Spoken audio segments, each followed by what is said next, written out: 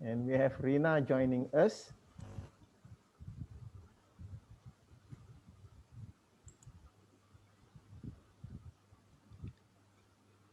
So everyone, welcome to this session on parenting psychologically healthy children. I'm so glad that you are here. I feel blessed. I'm grateful that you are here, and my wish every time I have a program such as this is that you get something of value that you can use for yourself, because time is so precious. What I want for myself and for you is that whatever time that you spend, you are gaining return from there. And in the context of this session, the return that I hope that you'll be getting is in terms of the knowledge and skills that you can use to improve your parenting or grandparenting. A couple of us here are thinking in terms of grandparenting, or as Anthony puts it just now, grand uncling, if there is such a word. So, parenting psychologically healthy children. Now, we want our children or grandchildren to grow well, in terms of the physical well-being, the safety. Now, taking care of their physical well-being and safety is tough enough. How about the psychological well-being? After all, what do you look at? Just think about it for a moment. What do you look at and notice to determine that the child's sense of self is healthy and robust? If it is physical, you can see that whether the child is skinny or too too fat, is stunted, or whatever. You can see that physically, but psychological well-being, how do you determine that? So what do you examine to check on your child's ego strength, self-esteem, social self?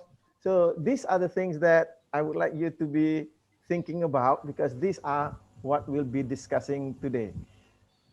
Don't you think that our children's psychological well-being are equally important as their physical well-being, their mental and emotional selves to be equally developed as they grow in life?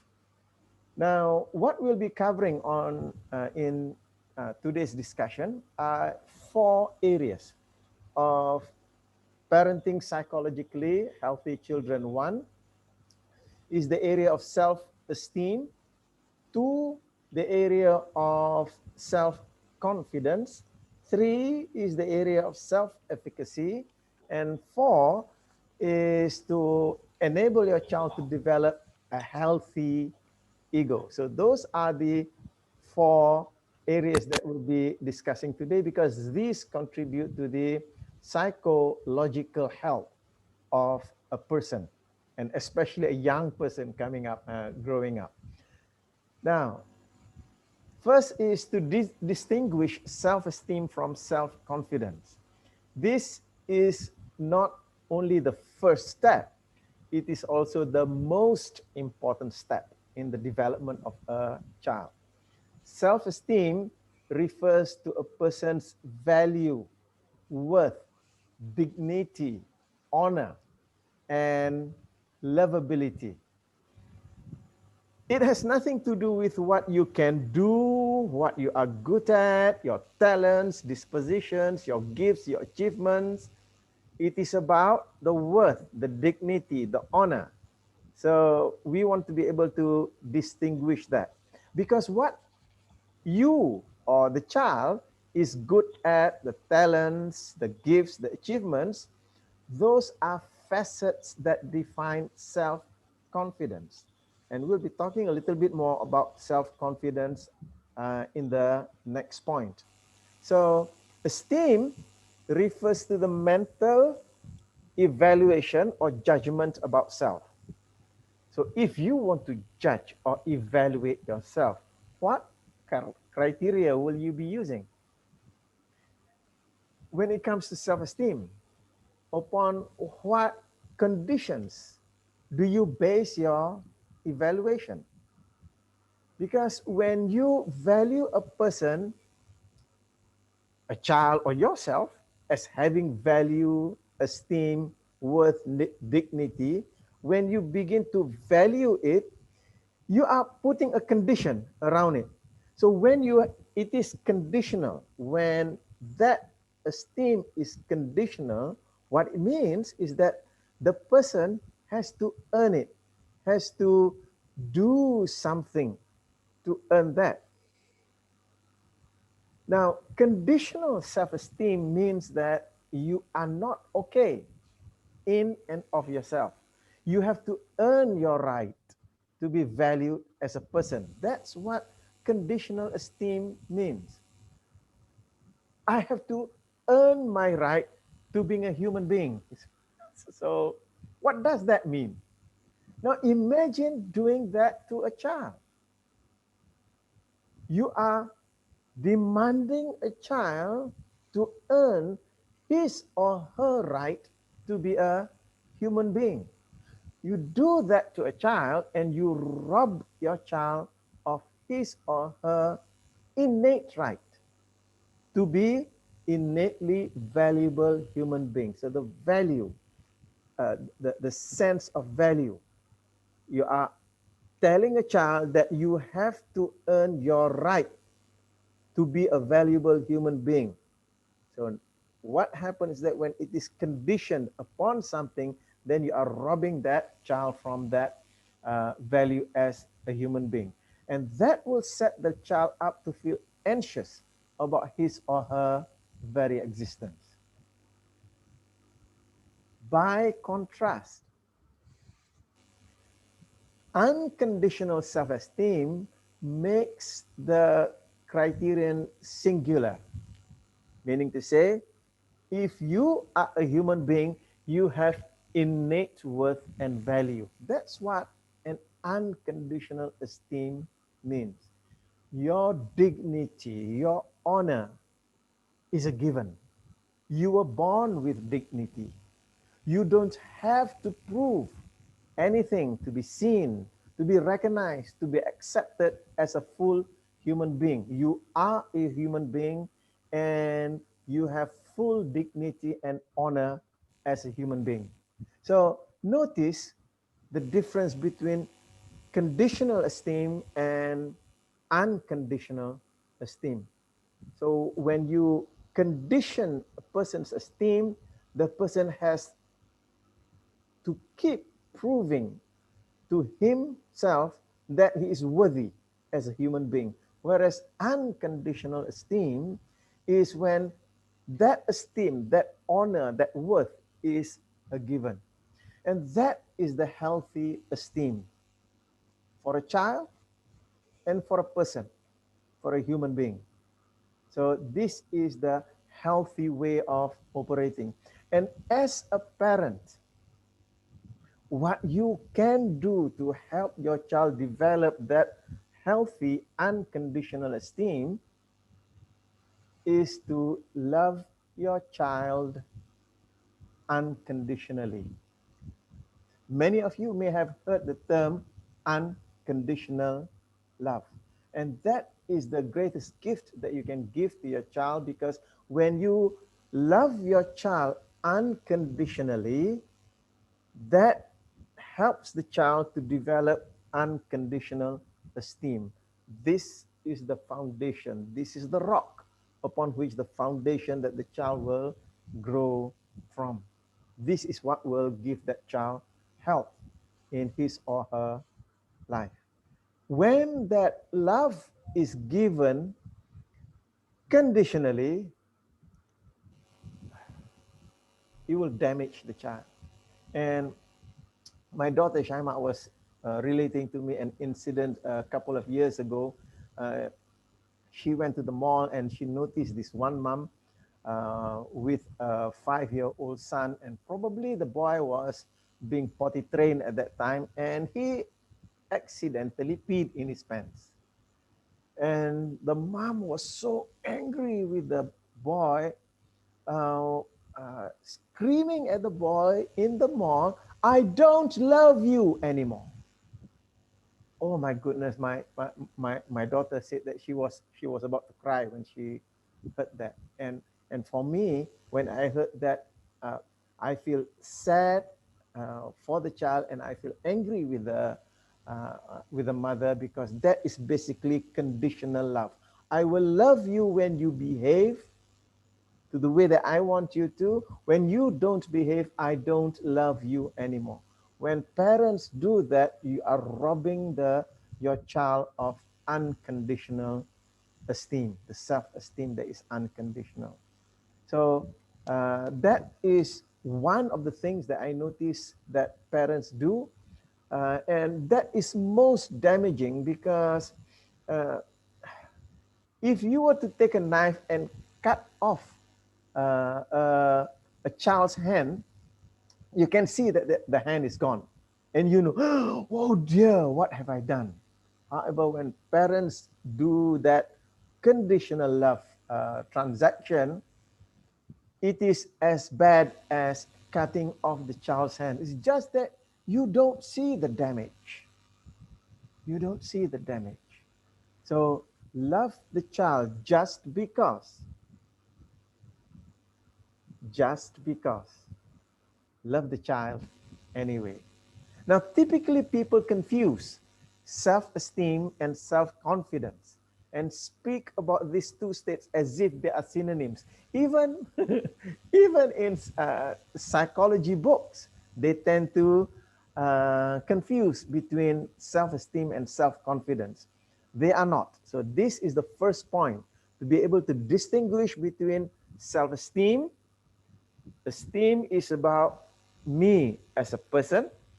Self-confidence is about me doing something. We are going to go into self-confidence in the next point. So this first point is about being able to distinguish between self-esteem, which needs to be unconditional, to be able to esteem yourself unconditionally without any criteria. The only criteria that you need in order to esteem yourself is that you exist. That's the only criteria, probably. Yeah? So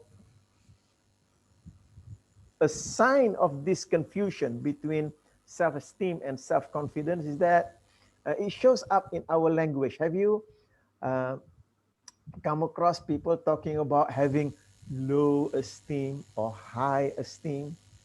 So that's a sign that people confuse between esteem and confidence. Yeah? As Confucius said, don't be confused. No, I'm joking. Confucius didn't say that.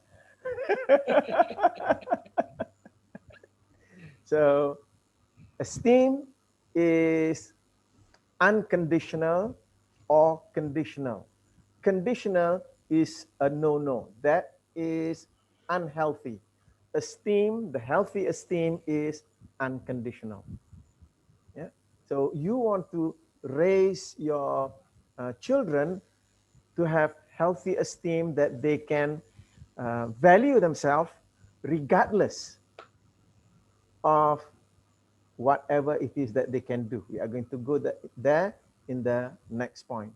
And one of the things that sometimes I check, as a grandfather, I love my children, I love my grandchildren, and I'm checking whether they feel my love for them, whether it is conditional or unconditional. And one of the things that I do is that I ask them, uh, for example, like Grasshopper, I'll ask her, Grasshopper, do you know that I love you? And I'm listening to how she replies it. And Grasshopper has come to the point that she can say, yes, it's a matter of fact, yes. And I know that I've able, I've, uh, I have been able to demonstrate to her that I love her unconditionally. Whether she does things well or she does not do things well, she knows that I love her unconditionally. And I do this with every one of my little grandchildren, because from parents, how you can help your children to develop that unconditional self-esteem is to give them unconditional love. Okay, so let's pause there. I would like to hear your thoughts, your comments, your questions that you may have at this moment. Anyone has got any questions? You can type in there if you want, in the chat box if you want.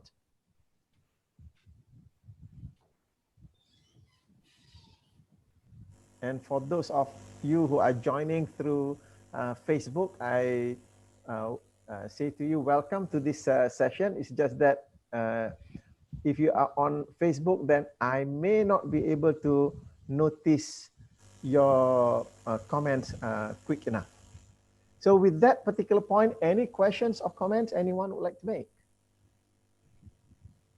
Yeah, it's okay for me. Yeah. Okay. Yeah. Thank you, Bin. Yeah, thank you. Yeah. Thank you. Very useful for me. Yeah. Thank you.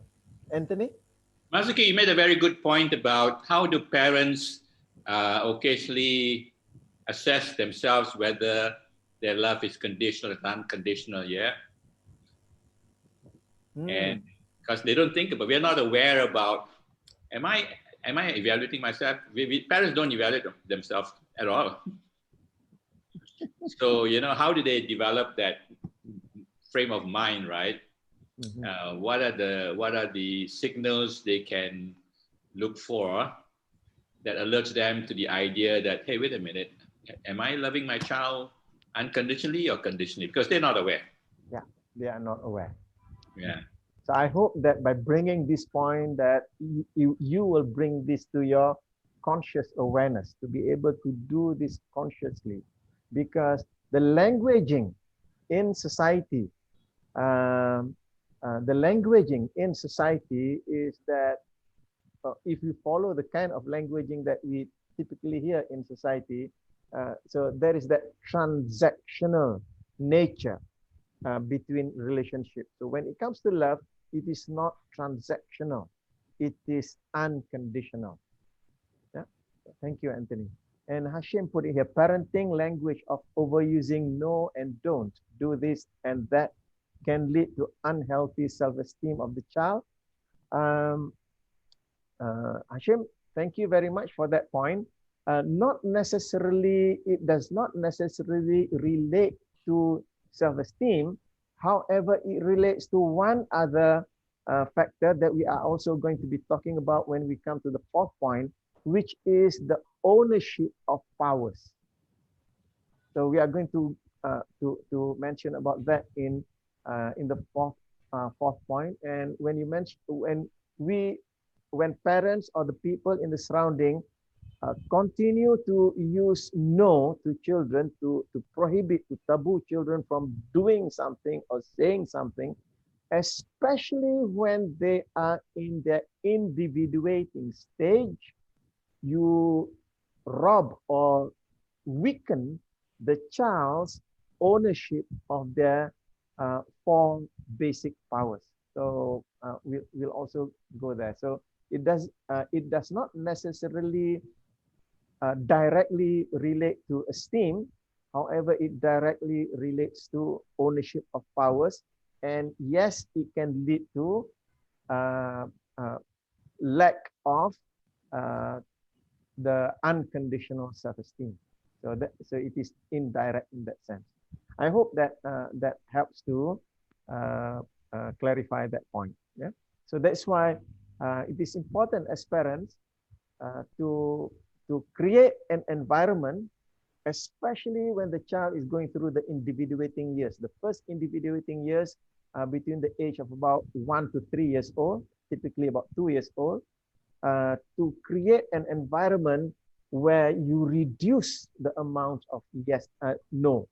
Because by doing that, you're helping the child to take ownership, to own their powers of thinking, their powers of feeling, their powers of saying, and their powers of doing, because that will position the child in ways that are much more resourceful for them, because ownership of powers is a primary, I would say, a primary skill that a person needs to develop.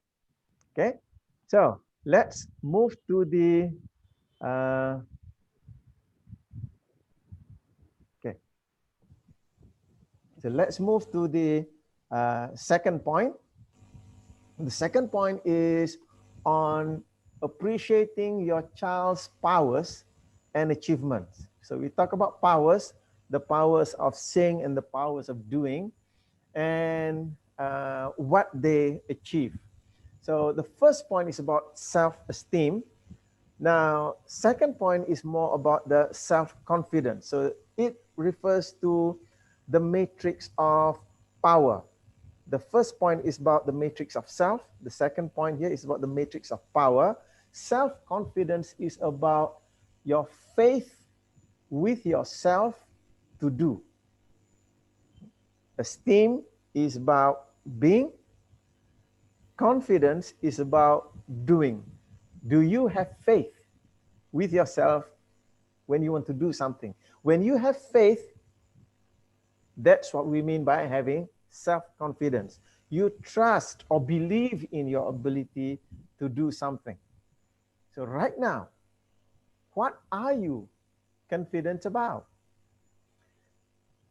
If you are skilled in doing something, then you are deservedly confident about doing that. If you have a skill that you are just learning, so you have not developed the skill yet, it is a new skill, and you are just learning, you probably are not confident about it yet. But if you keep at it, keep learning, experimenting, and as you learn, you receive feedback and all that, then you will develop the feeling of confidence regarding that skill. Okay, so when we talk about skill, we start off with no skill. So when we start off with no skill, we do not trust our ability to do it because we don't have the skill to do it. So self-confidence is what you can do, what you are good at, your talents, your dispositions, your gifts, your achievements. So those are what self-confidence is about. And self-confidence is conditional upon competency. So notice, self-esteem is unconditional.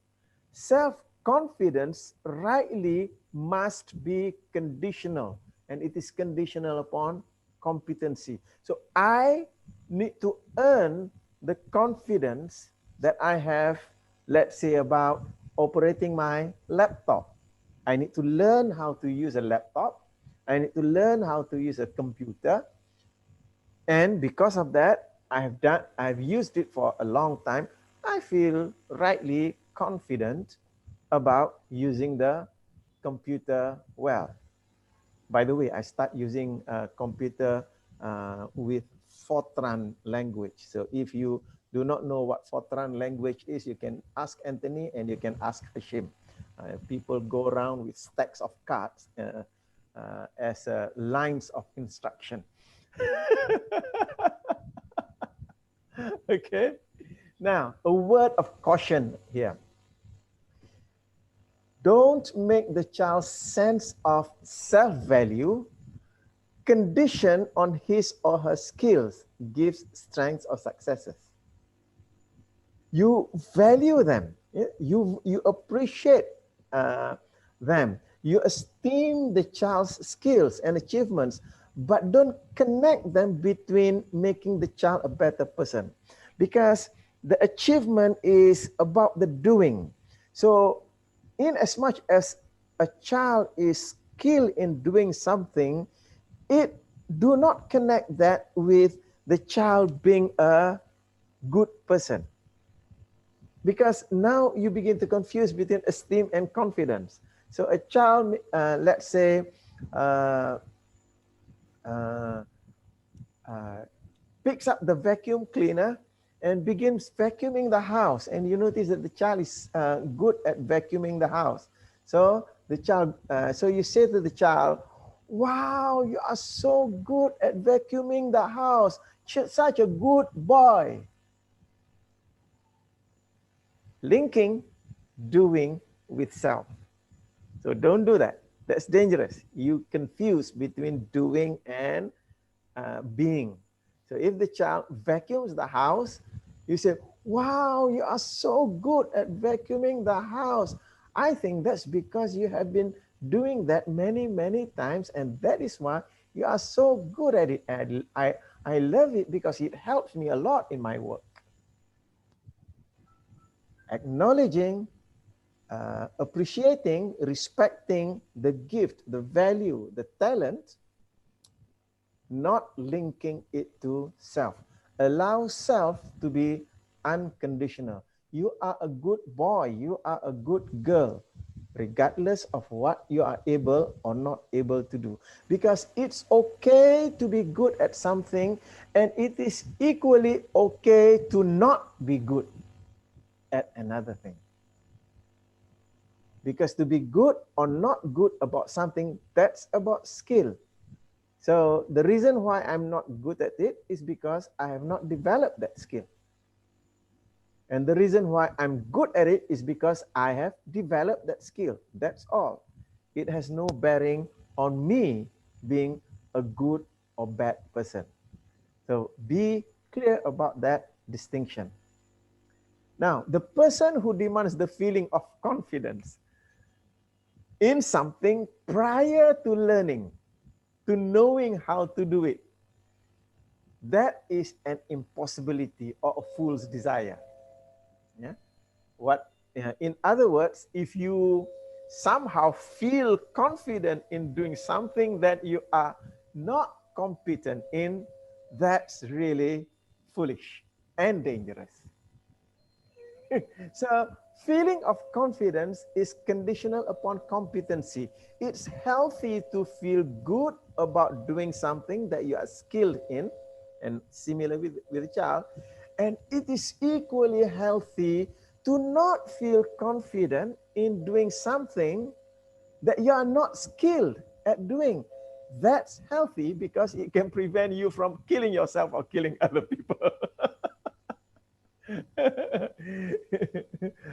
My background is in, I've been in this line of training and coaching for more than 20 years now. My previous background was in engineering. If I were to say to you right now that, if I were to say to you right now that, hey everyone, I'm going to open a dental practice. Who's going to be my first customer? Because I'm really confident of being a dentist. Any one of you want to be my first customer? Not customer, victim. Absolutely. So that allowed that feeling of not confident in doing something be a feedback mechanism to tell you about your trust in your skill of doing that. So if you feel not confident in doing something, then you ask yourself, so which part of my skill I'm not trusting enough in order to do this that caused me to feel this? So how can I develop my skill further in order to get rid of this lack of comfort in doing this? So use your, this is how you use your feelings in the body as a feedback mechanism to tell you about what you are going to do. Right? Okay, so let's pause there. Any questions or comments from anyone? Go ahead.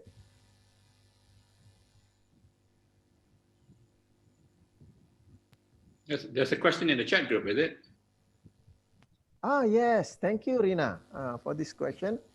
Then how do we caution our children who is overconfident Example, only recently get driving license and driving fast.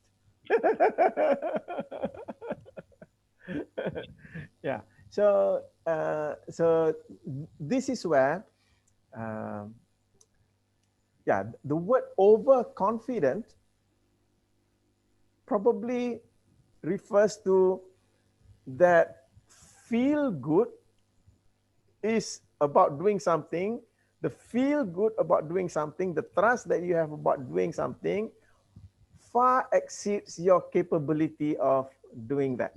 So that's why we call it overconfident. You want to be confident, your confident refers to your feeling good about doing it matches with your skill, right?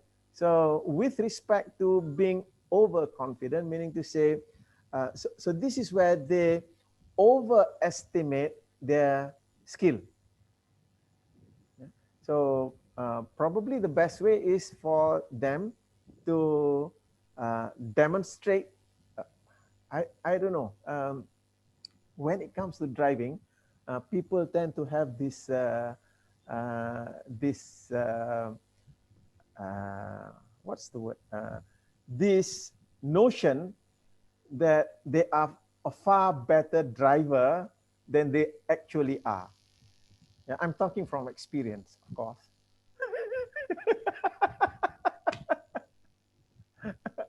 Until I got into my first few scrapes when it comes to driving.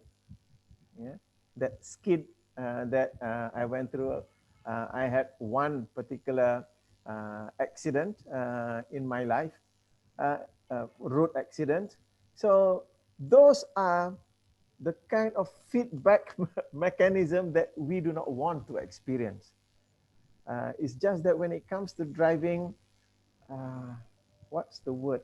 If they were to have additional competency tests, then that might be useful. However, for most people, the realization that they are less than competent when it comes to driving only comes when they have a mishap on the road.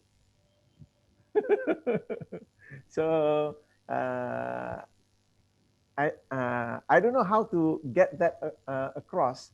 Uh, However, that requires a conversation to go to get people to be able to.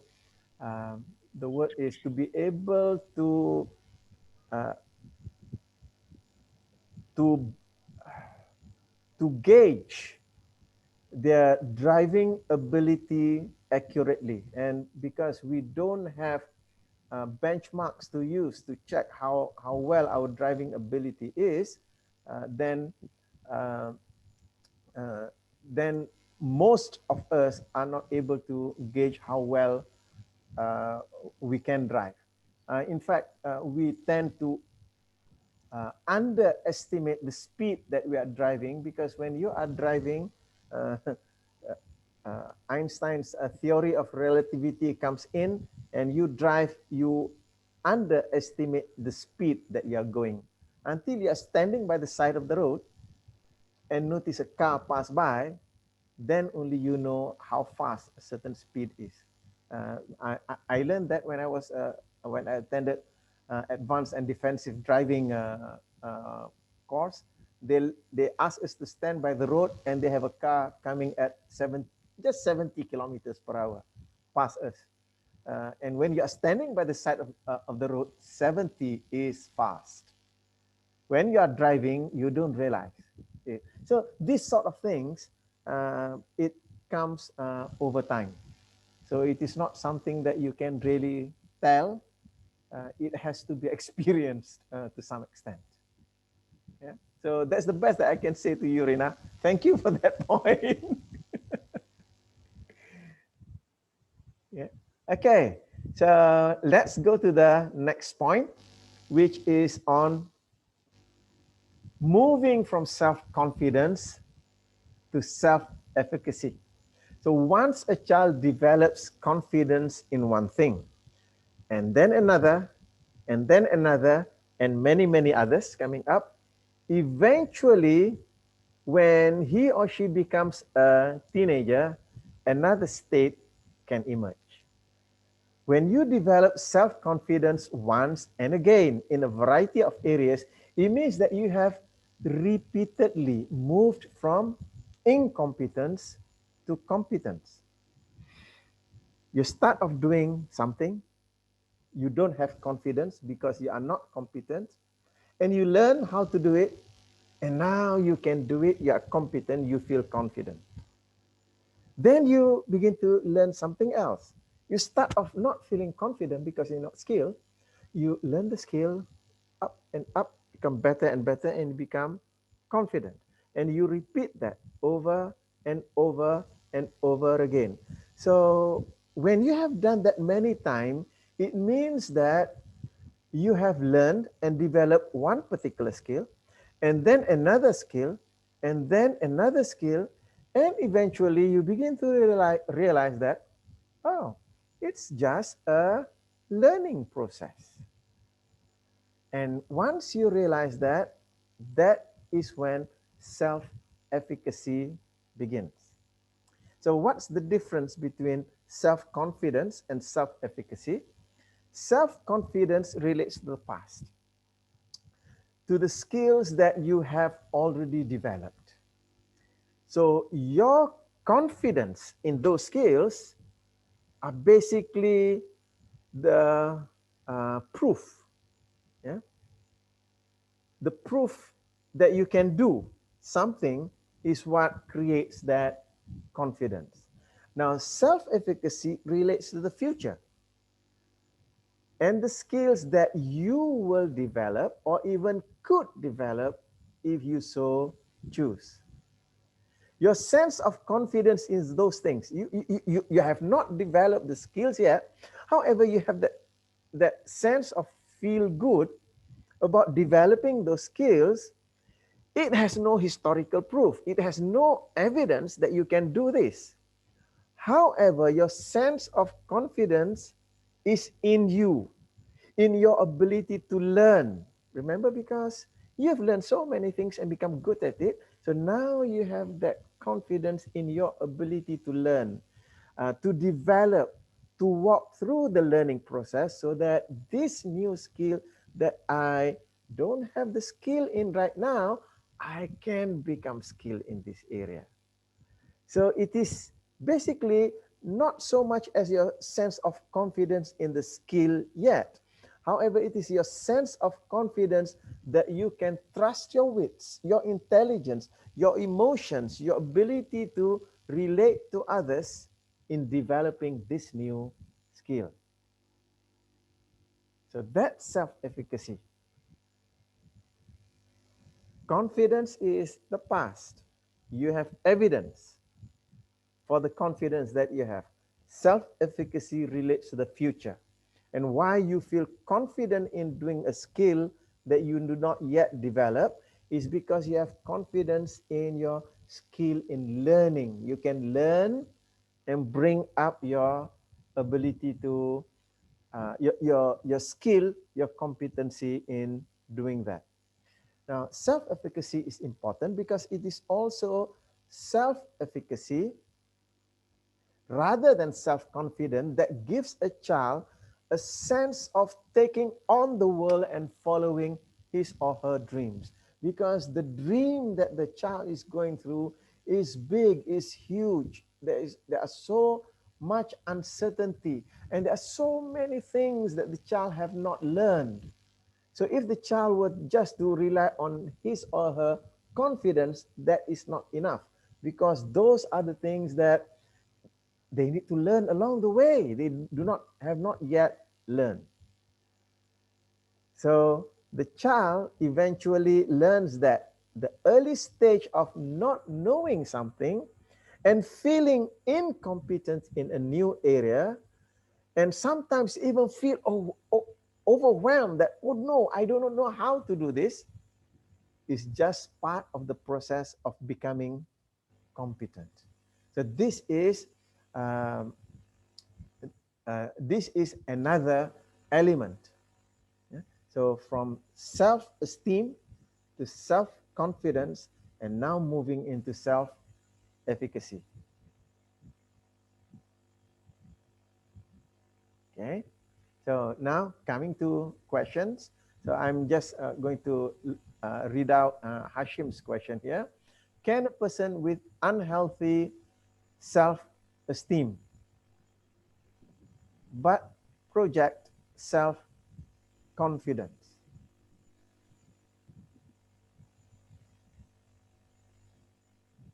Esteem and confidence are two separate things. Esteem is about self. Confidence is about doing something. So a person who is having conditional esteem can have healthy confidence because the person has the skill in doing that. So a person doesn't have good beliefs about self, however, may have a skill that that person has already learned.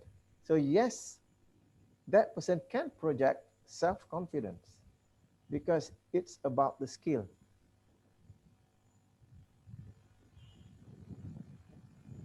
So it's separate.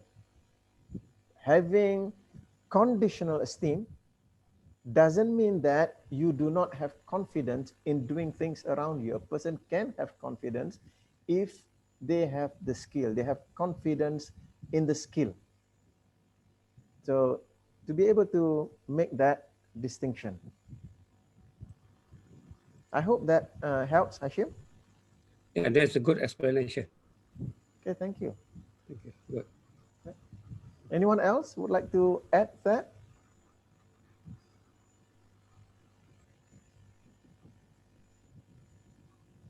Yeah, it's It's okay for interesting me. Yeah. how it was described as unhealthy self-esteem. There's such thing as unhealthy self-esteem, is there? Yeah, when the esteem is conditional, so it's unhealthy for the person. That's how I view that that. Right. Bin? Yeah. Shall I call you Bin or Nguyen? Which one? Bing, Bing, Bing. Bing. Yeah. Okay. Bing. So you're about to say something just now? Yeah. Actually, I think you're sharing a very useful for me. So for me, I have no any question at this moment. Yeah. Okay. Maybe when I have any concern, I will raise my question. Yeah. Thank you, Bing. And There was then, another question from Tingwei. oh, what's the question, Tingwei? How do you build self-esteem? How do we build self-esteem? It's like the child maybe grown up already, then low self-esteem. How do we go about it? Yeah. So you need to attend APG. Just kidding. Already attended before. That's true. Okay. So yes, it's not. I did not bring it into this session. How to develop the self-esteem? I'll just very quickly mention 3 states that are critical in getting a healthy or more to the more specific word is to get into an unconditional self-esteem. One is the state of acceptance. Acceptance meaning to say, I accept that. You know, like I said to my granddaughter, Grasshopper, do you know that I love you? Yeah. So that's acceptance. Okay. Acceptance. Then appreciation. To appreciate yourself. And then the third state is the state of awe, wonder. So you mix all of those together and apply it on yourself. So that's how we go about to doing that. Yeah. So thank you, Ting Wei, for raising that. Yes, Hashim, thank you for that point. Unhealthy here refers to something that is not resourceful for the person. Okay, thank you for that. So let's move to the next point, which is on to enable your child to develop a strong ego. Ooh. Now, every time I come to this point, to this word ego, I need to contrast it with the normal usage that people tend to use in Malaysia. In Malaysia, the word ego has been used as a word to substitute the word egoistic or egotistic. So ego is not that. Okay, we are not referring to egoistic or egotistic or egocentric. Ego is simply a Greek word for self, I, me. This is the what we are referring to. So when we say to enable your child to develop a strong ego, we want to enable your child to develop a strong sense of self, sense of me. This is me. Yeah. So there's nothing wrong with ego or having an ego. Everyone needs to have that sense of ego, self.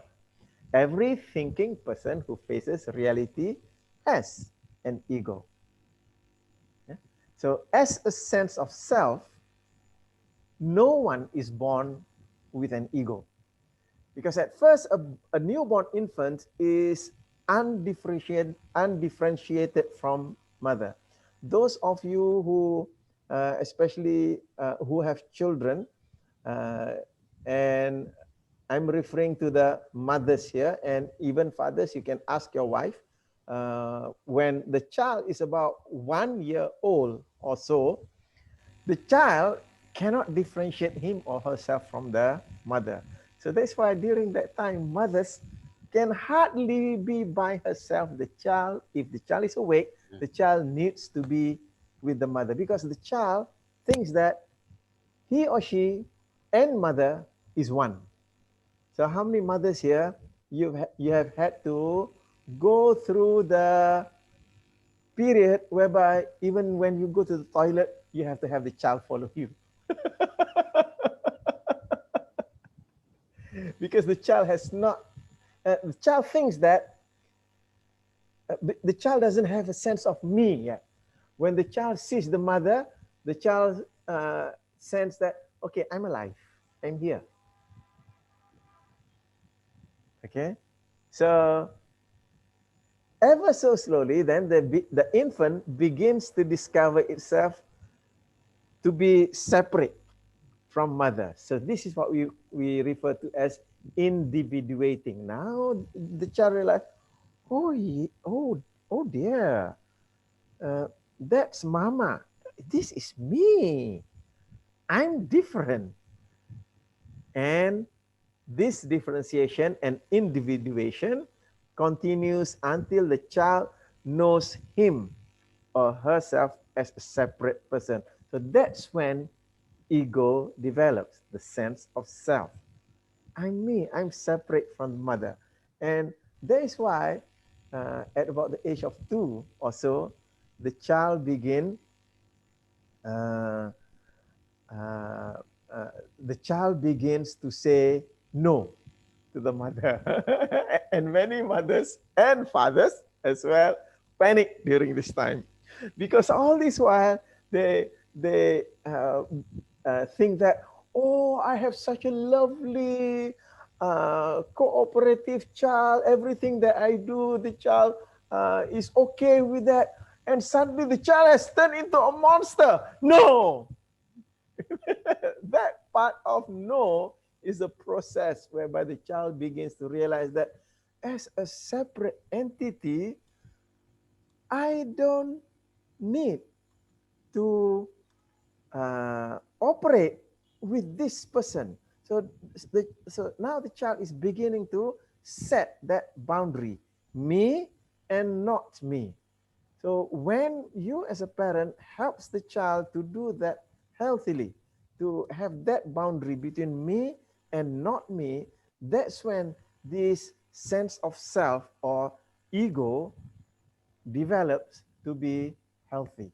So ego strength is the strength of your sense of self to look at what is in the face what is within you without falling apart or caving in or having some fight or flight response. Yeah. So, like giving you the example whereby before the child develops his or her own ego, when the mother goes into the toilet, now the child cannot see the mother, the child starts screaming. That is fighting. It's about survival. I'm lost. I'm gone. So that's basic. That's probably what the child is thinking about. So the child needs to see the mother in order to affirm his or her existence. Okay. So no one is born with this. It develops. It develops as we develop a sense of value and our confidence in our skills. It especially develops as we develop skills in coping with our basic needs and drives. And for a child, the primary drive initially is the physiological drive, and then the drive for safety and security, and then the drive for love and belonging. So these are the basic drives. So once the child learns to use his or her power, learns how to handle the basic needs. For example, potty training. The child develops the skill of handling that part. That is a great sense of achievement for the child that enhances the child's identity as a person. So that's why the child, uh, you will experience the period whereby initially you feed the child and the child just eats. Now the child insists on doing it by him or herself because the child wants to develop that skill to be able to fend for him or herself. So when we talk about ego strength, expect that your child will not have ego strength for many years because it takes time for them to develop. But it will come with a mental, emotional, and behavioral development. It will develop as they learn to use their minds and action to cope effectively with the challenges in their lives, as they learn to use the intellect to figure things out. So this is where the parents needs to play the role of the coach, to play the role of the mentor, to play the role of the teacher, because as the child begins to use their mind, use their action, they may not be using it in the right way, and they don't get the right results. So if during those times it is not facilitated well, then it will negatively impact their sense of self, thinking that I am not good enough. I will not learn how to do this. So the best way for you to parent a child for the natural development of ego strength is asking them questions that are appropriate to their age and maturity. As they are doing something, ask them those questions. So that's why uh, we talk about uh, the coaching framework, to use the facilitative framework in uh, uh, to use the facilitative framework in uh, when communicating with a child. Hold on, I'm trying to click. Oh, yes. Okay. Because when you are using the facilitative framework, you are asking question. By asking question, you are getting the child to go and find his or her own answers, to use his or her intelligence in solving a particular problem. That will help to enhance child's uh, uh, uh, uh, the child's process in developing that strong sense of self. Yeah. So ego strength is a consequence of discovering and developing your four innate powers. So we talk about the powers of the mental powers, the emotional powers, the verbal powers, and the powers for taking action. So these four powers enable you to feel in control of yourself. Your mind, your emotions, your verbal, your behavioral responses. So when you feel in control of these four powers, it creates this sense of empowerment that you have power, and it creates this sense of response ability, the ability to respond to stimulus, the ability to respond to what things that are happening around you. Yeah? So when you want to parent a child, in order to allow the child to have awareness and use their powers, to simply bring to your child's awareness about, for example, about the thoughts. So asking the question, what do you think about that? You can do the same with the child's emotion. What do you feel about that? And to relate the thought and the feel. If that's what you think, doesn't it make sense that you are feeling this way?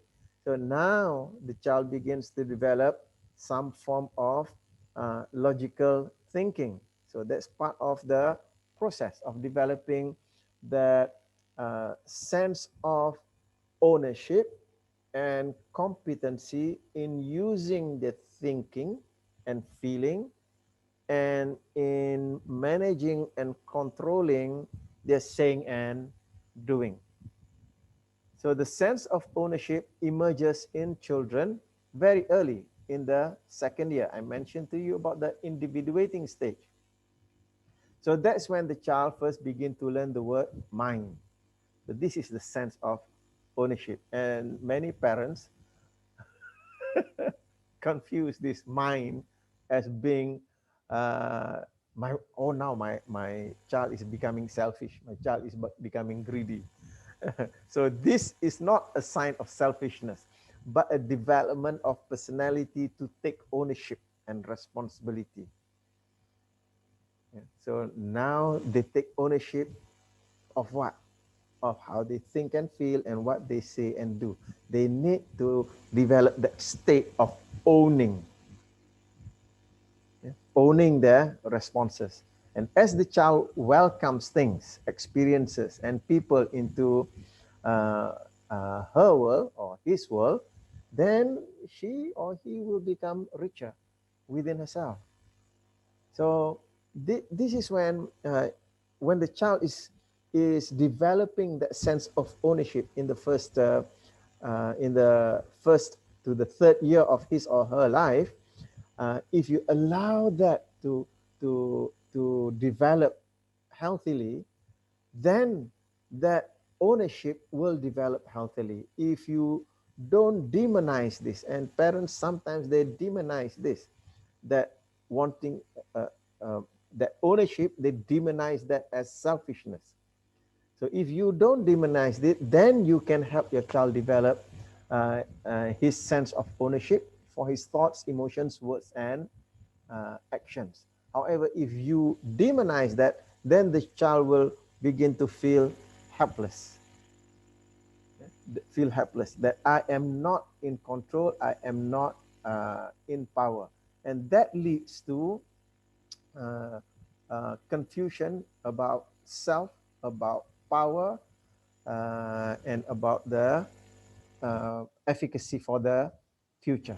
So these are the four main things when we want to develop psychologically healthy children. Okay. So Bing, thank you for being here. I read your comment there. Thank you very much, Bing. And Hashim, ego in this context is not angkat bakul sendiri. Confusion due to the meaning cultural context. Yes. Um, Cultural context, I do not know about.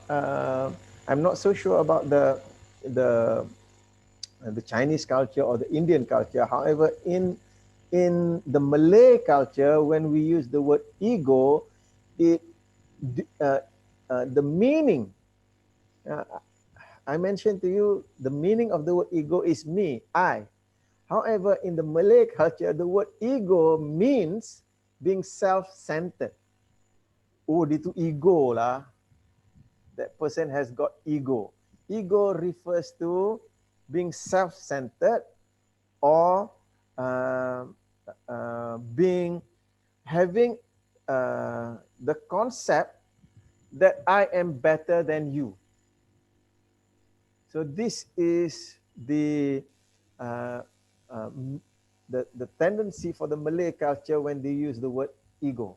So that's why when especially when I'm speaking to a Malay audience, I will go into what ego is not.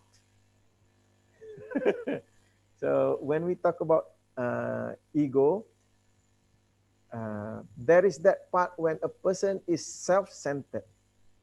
So that is so in English or in psychology, we use the word egocentric. We don't just use the word ego. In Malay word, they just cut off all the other words, centric or istic or tistic. They just cut off all the other words. So only the word ego is being used.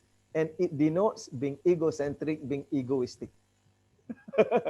Okay, so that's why we need to be very clear about the uh, definitions here. When we talk about to enable your child to develop a strong ego, it is about having a strong sense of self. Now, a strong sense of self is important so that the child now has a foundation to operate from. So when a child doesn't have a strong sense of self, the child needs to rely on something to feel good about self, to feel centered about self. So when a person has got a weak ego, when a person has got a weak ego, then the person will, the word is surrogate, will will latch to someone or something in order to give themselves that that sense of I or me. So it could lead to a situation whereby uh, a possible scenario is a person uh, who enters into an abusive relationship and is not able to get out because the sense of self is being transferred to the partner. So even though the partner is abusing him or her, because that person has got a weak sense of self, keep holding on to the partner even though it is hurting or harming them. So that's the you can say the psychotic effect of having a weak ego. The other side is an overly strong ego. Overly strong ego meaning to say that me, myself, I'm better than all of you. So you don't even deserve to lick the sole of my shoe. I don't know. Does that sound bad? That's an overly strong ego. And these people, they treat others as if they are less than human beings. So that can create a psychotic behavior in that sense as well. So a healthy ego is to have that strong sense of self and respecting that others are healthy human beings as well. And now they are able to relate with one another on equal footing as human beings, not as a superior or as a subordinate. We are human beings in that sense. Okay. So thank you, Hashim, for bring that one up, because I would say very common in the Malay culture is the interpretation of the word ego into the language. Okay, any points or any questions from anyone else?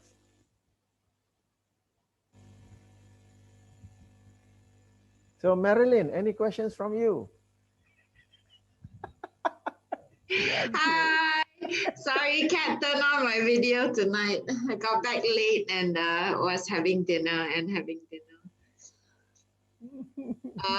No questions, but just a well, not really a realization, but you know, being a parent is a huge responsibility. We can, you know, our child's esteem, confidence, ego, efficacy lies in our hands, and how we are able to, you know, bring that up and bring the best out in our child. So especially what we say, I feel the words that we use. Wow. Thank you, Marilyn. Yeah, thank you. Thank you. Anyone else?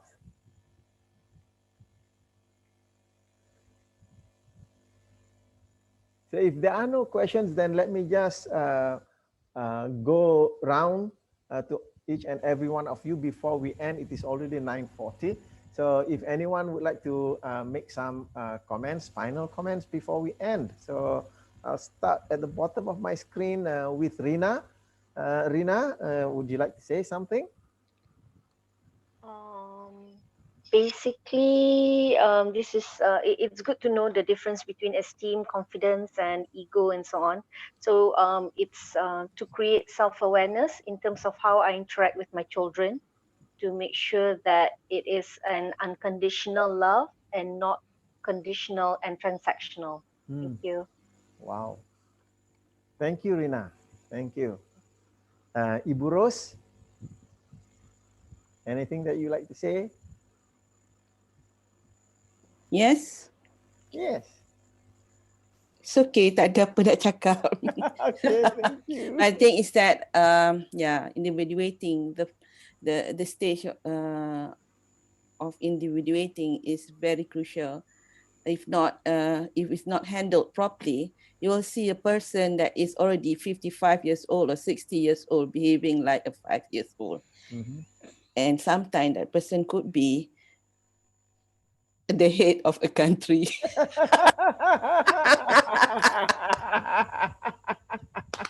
Not Malaysia, okay?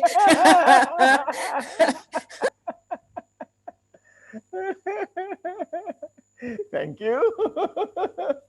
And Hadiyah, any comments from you before we end? No, you know, I just find it, I don't know, almost sometimes overwhelming to actually think, oh my God, how do I stop portraying maybe the way I was raised on my children? Because obviously that's what you automatically resort to, you know, what you grew up with. And so, you know, my parents were very old school. And so for me, I'm like, okay, I need to not be like my parents. I need to, you know, also remind my husband to not automatically go to what he also grew up with, and try to build on this, you know, self-esteem and confidence for my children. And then I'm like, oh my God, is it too late? My children are 10, 7, you know, what damage have I already done? So yeah, I find this, I really enjoyed it. Thank you so much for giving us your time today. Thank you. Thank you, Hadia. Very important point that we parent the way that we are, that we were parented. So it's just that we need to realize that our parents parented us that way because that's what they know at that point in time. So that's why we are learning all of this so that we can build upon that. Yeah. So Rusliza, would you like to say something? You are still muted. So as Anthony says, that's the most common word that we say to people nowadays. Okay. Okay, I'll move on to Deirdre. Deirdre, would you like to say something before we end? You're also muted, so you need to unmute yourself.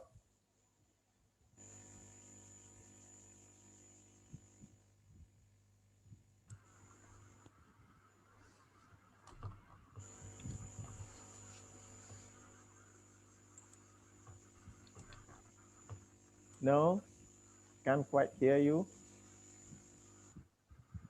That's all right. I'll move to Menon.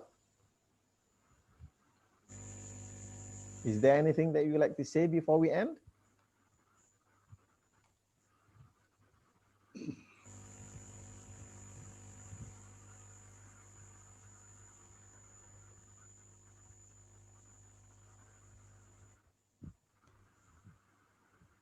Okay, so we don't get the audio as well. I'm sorry, Menon, we can't hear you.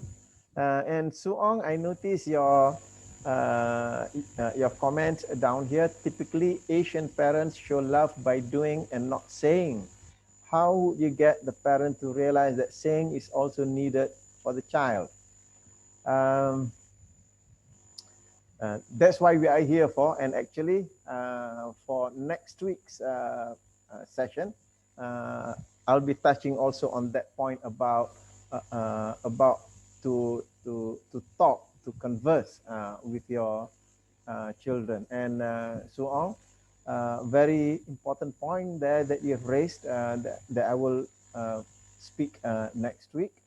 That as parents, we need to continue to talk to the children, lots and lots and lots of talking. Yeah. So and so on. Do you have anything else that you like to say?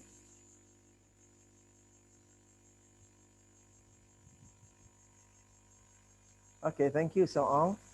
And yeah, it's not Deirdre behind there, it's Mark there. So the handphone has got some problems with the muting, so we'll get, so thank you for being here, Mark. And Tingwi, anything else would you like to say? No, I'm good. Just good reminders about the efficacy, confidence, and esteem. Thank you very much. Okay, thank you.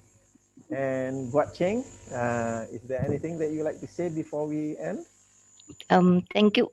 Mazuki is a very useful, and also I like this session. Thank you. Thank you. And Hashim, any comments? Yeah, I come across some parents, they communicate with the child or grandchild by putting in the fear factor. Like they say, oh, if you, the hantu and, the police will come and catch you, this kind of scenario. So until the age of 30, 50, the guy also scared of the police, when they see the police also, they got scared. So this is again a cultural issue. And I want to relate with you. The last week I sleep over at my son's place, and they have three kids. So my grandchild, yeah, the girl was saying to me, "Grandpa, I'm scared of the dark." So I asked her, "What are you scared of?" Weird things. What do you mean by weird things? Can you draw? Or what place in your mind? Then my grandson, the elder, said, "What do you mean, Grandpa? What is playing in your mind?" um, so essentially, how do we communicate something that the child appears to the mind that weird things. So at last, I told her, maybe you have been watching too much of TV.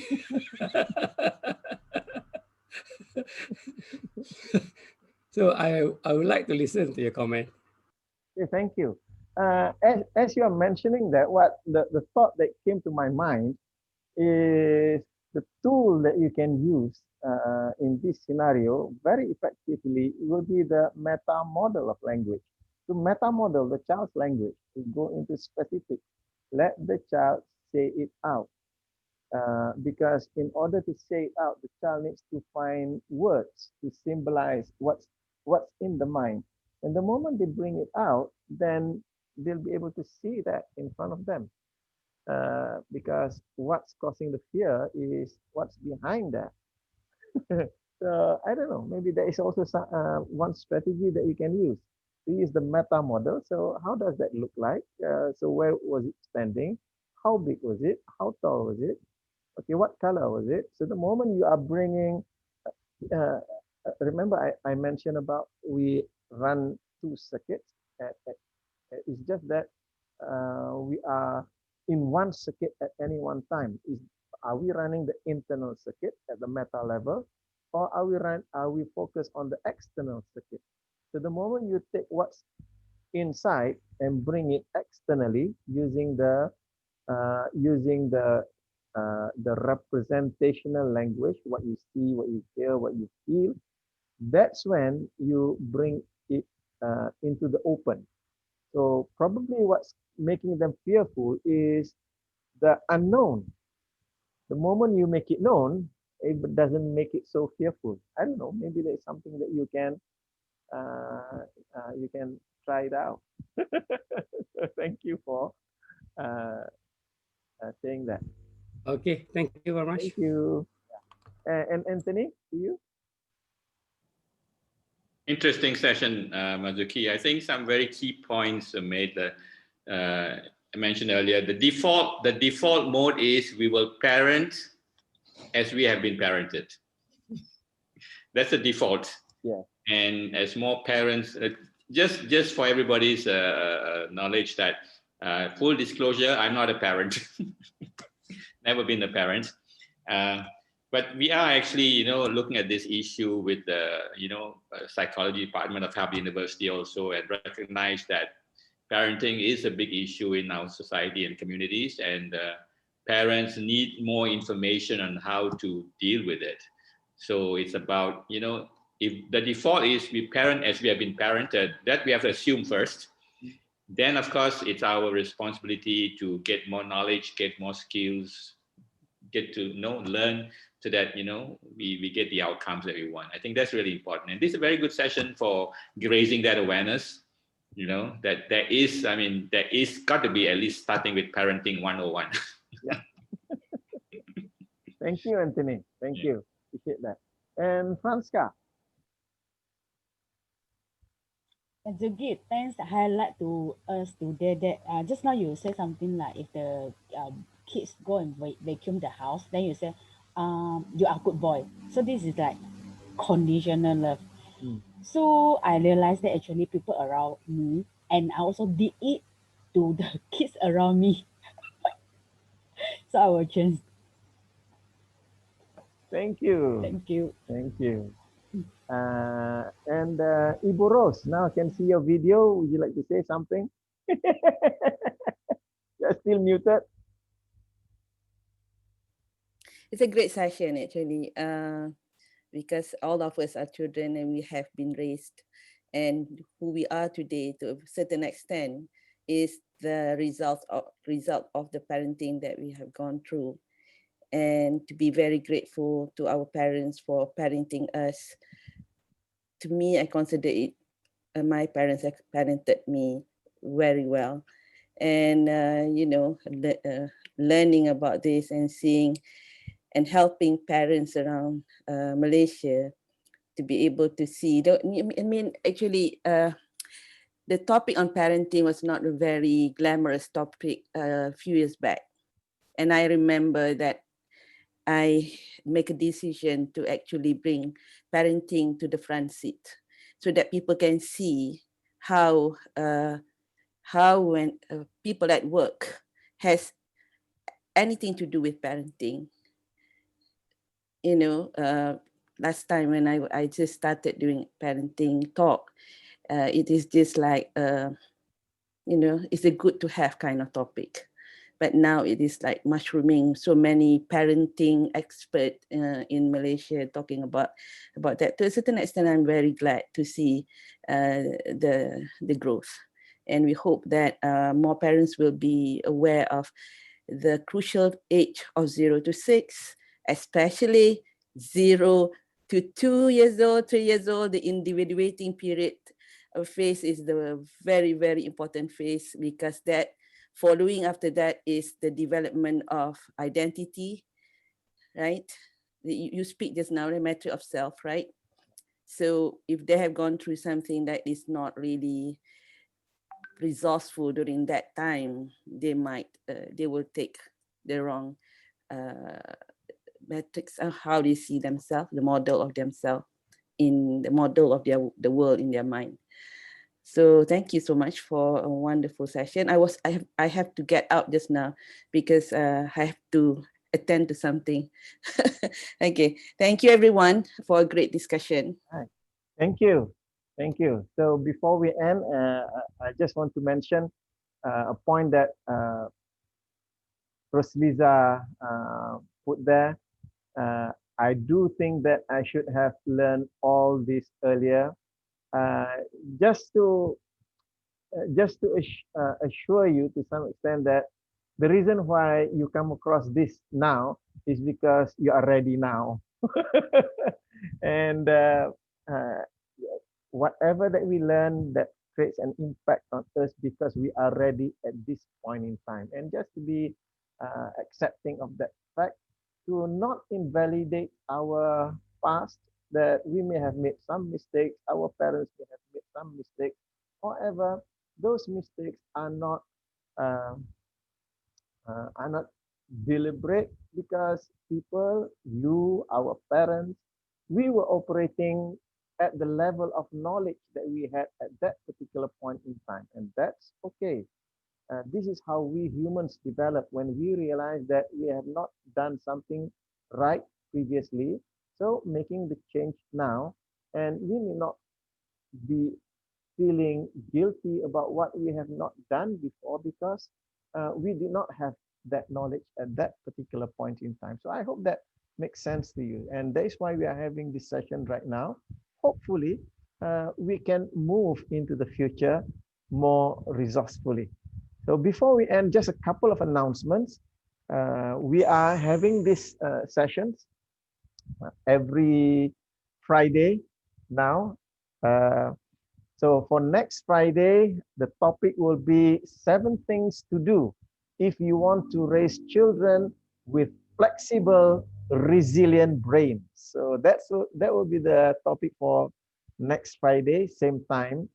At the same time, uh, even before I started off this series uh, of talk on parenting, for this month, I'm focusing on parenting. For next month, I'll be moving into discussion on communication and relationship. Now, even before I started off with this series on parenting, I have been receiving inquiries about parenting programs. So what uh, I would like to announce is that I will be running a short course in on effective parenting, and that course will be starting in January. It will be 4 sessions of 2 hours each, so that's altogether a total of about 8 hours. I'll be covering the overview of parenting, just a very a short course on it. It will run every Tuesday in January, the 5th, 12th, 19th, and 29th. So this is in response to the request that some parents have been asking from me regarding courses on parenting. So I will be doing that. So what I will do is that I will be sending out the email with the details to all of you. And I hope that if you can uh, further the information to your friends and families, that will be useful as well. So that will be coming in January. Okay, so for next week, it will be on this topic called 7 things to do if you want to raise children with flexible, resilient brains. So that's what we'll be discussing next week. And as I mentioned to you, this month, the theme will be on parenting.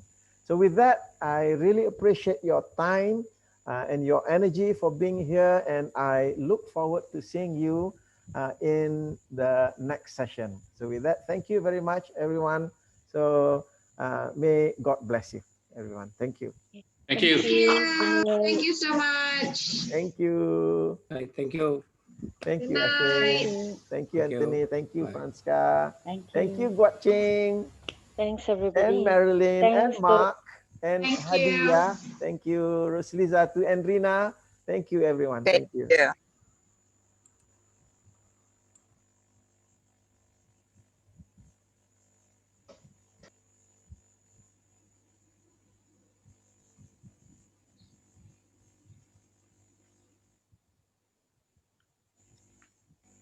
Yeah, Mazuki, good one. Yeah. Good direction to start. Actually, we've been looking at it in our Rotary Club.